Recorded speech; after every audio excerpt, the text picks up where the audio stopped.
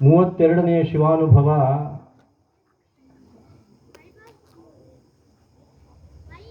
ಇದು ನಮ್ಮೆಲ್ಲರ ಒಂದು ಸುಯೋಗ. ಇಂಥ ಒಂದು ಪವಿತ್ರ ಕ್ಷೇತ್ರದಲ್ಲಿ ಇಂಥ ಪರಮ ಪೂಜ್ಯರ ಸನ್ನಿಧಾನದಲ್ಲಿ ಕುಳಿತುಕೊಂಡು ನಾವು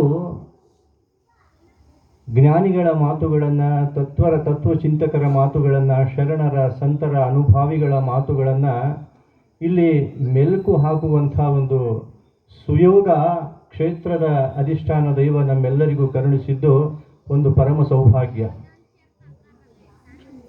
ಯಾಕೆ ಮನುಷ್ಯ ಬದುಕಿನಲ್ಲಿ ಎಲ್ಲವನ್ನೂ ಸಂಪಾದಿಸಿಕೊಂಡಿದ್ದಾನೆ, ಆದರೆ ಹುಡುಕಾಟ ತಪ್ಪಿಲ್ಲ.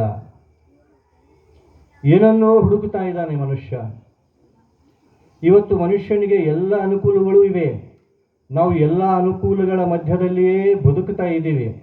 ಆದರೂ ಸಹ ಎಲ್ಲೋ ಏನು ಹೇಗೋ ಒಂದು ಹುಡುಕಾಟ ಮನುಷ್ಯನಲ್ಲಿ ಸದಾ ಅದು ಏನು ಆ ಹುಡುಕಾಟ ಅಂತಂದರೆ ಸುಖವನ್ನು ನಾನು ಪಡಿಬೇಕು. ಇದು ನಮ್ಮೆಲ್ಲರ ಬದುಕಿನ ಉದ್ದೇಶ. ಯಾಕೆ ನಾವು ದುಡಿತೀವಿ?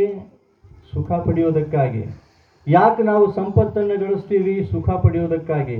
ಯಾಕೆ ಪ್ರಪಂಚದ ಎಲ್ಲ ಭೋಗಗಳನ್ನು, ವೈಭವಗಳನ್ನು ಸಂಪಾದಿಸಿಕೊಂಡು ನಾವು ಈಗ ಜೀವನದುದ್ದಕ್ಕೂ ಬದುಕುತ್ತೀವಿ ಅಂತಂದರೆ ಒಂದೇ ಒಂದು ಉದ್ದೇಶ, ಅದು ಏನಾದರೂ ಇತ್ತು ಅಂತಂದರೆ ಸುಖ ಪಡಿಬೇಕು. ಆದರೆ ಮನುಷ್ಯ ಜೀವನದ ಉದ್ದೇಶ ಸುಖ ಪಡುವುದೇ ಆಗಿತ್ತು ಅಂತಂದರೆ ಸತ್ಯ. ನಮ್ಮ ಜ್ಞಾನಿಗಳು, ನಮ್ಮ ಋಷಿಗಳು, ನಮ್ಮ ಚಿಂತಕರು, ನಮ್ಮ ಹಿರಿಯರು ಈ ಸುಖ ಪಡುವ ಮಾರ್ಗವನ್ನು ನಮಗೆ ತೋರಿಸಿದ್ದಾರೆ. ಮನುಷ್ಯ ಜೀವನದ ಉದ್ದೇಶವೇ ಸುಖ ಪಡುವುದು. ಆದರೆ ಎಂತಹ ಸುಖ? ಇದು ಪ್ರಶ್ನೆ. ಸುಖ ಪಡುವುದೇ ನಮ್ಮ ಬದುಕಿನ ಉದ್ದೇಶ ಆಗಿತ್ತು ಅಂತಂದರೆ ನಾವು ಏನು ಪ್ರತಿಕ್ಷಣ, ಪ್ರತಿದಿನ, ಪ್ರತಿ ಗಂಟೆಗೆ, ಗಳಿಗೆಗೆ ಪ್ರಯತ್ನ ಪಟ್ಟು ಸುಖ ಪಡ್ತಾ ಇದ್ದೀವಲ್ಲ, ಆ ಸುಖ ನಮಗೆ ಸುಖ ಕೊಟ್ಟಂಗ ಮಾಡ್ಯದ, ಸುಖ ಕೊಟ್ಟಿಲ್ಲ. ಸರ್ವ ದುಃಖ ನಿವೃತ್ತಿ ಪರಮಾನಂದ ಪ್ರಾಪ್ತಿ ಅಂತ ಹೇಳ್ತಾರೆ ಜ್ಞಾನಿಗಳು. ಮನುಷ್ಯ ಜೀವನದ ಉದ್ದೇಶ ಏನು ಅಂತಂದರೆ ಸರ್ವ ದುಃಖಗಳು ನಿವೃತ್ತಿಯಾಗಿರಬೇಕು, ಮನುಷ್ಯನಿಗೆ ಪರಮಾನಂದ ಪ್ರಾಪ್ತಿಯಾಗಿರಬೇಕು, ಅಂದರೆ ಪರಮ ಸುಖ ಪ್ರಾಪ್ತಿಯಾಗಿರಬೇಕು. ಅದು ಈ ಮನುಷ್ಯ ಜನ್ಮದ ಉದ್ದೇಶ. ನಾವು ಏನೇನೋ ಮಾಡಿ, ಹೇಗೋ ಮಾಡಿ, ನಮಗೆ ತಿಳಿದಂತೆ ಬದುಕಿ, ಉಂಡು ಉಟ್ಟು ಕುಣಿದು ಕುಪ್ಪಳಿಸಿ ಹೀಗೆ ಒಂದು ದಿನ ಕೈ ಬೀಸಿ ಹೋಗಿ ಬಿಡಲಿಕ್ಕೆ ನಾವು ಬಂದಿಲ್ಲ. ಬೀಗರಂತೆ ಕೈ ಬೀಸಿ ಹೋದರೆ ಮುಗಿಯಲಿಲ್ಲ ಕೆಲಸ ಹೇಳ್ತಾರೊಬ್ಬ ಜ್ಞಾನಿಗಳು. ಬೀಗರಂತೆ ಕೈ ಬೀಸಿ ಹೋದರೆ ಮುಗಿಯಲಿಲ್ಲ ಕೆಲಸ, ಹಾಗೂ ಹೀಗೂ ಉಂಡು ಉರುಳಿ ಮನೆ ತುಂಬ ಮಾಡಿ ಹೊಲಸ.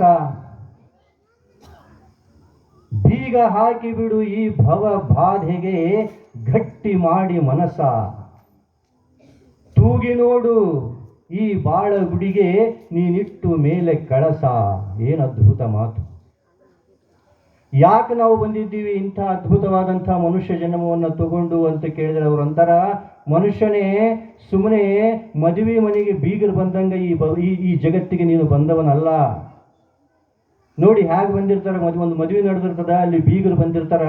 ಹೇಗೆ ಬಂದಿರ್ತಾರೆ ಅವರು? ಆರಾಮಾಗಿ ಬಂದಿರ್ತಾರೆ.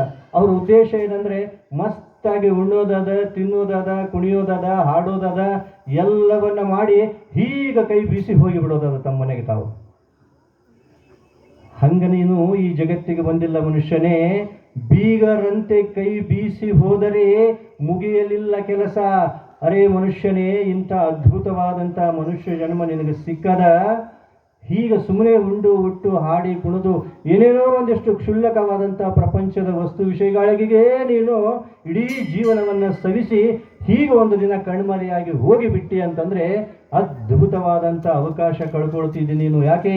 84 ಲಕ್ಷ ಜೀವರಾಶಿಗಳಲ್ಲಿ ಪರಮಶ್ರೇಷ್ಠವಾದಂಥದ್ದು ಮನುಷ್ಯ ಜನ್ಮ.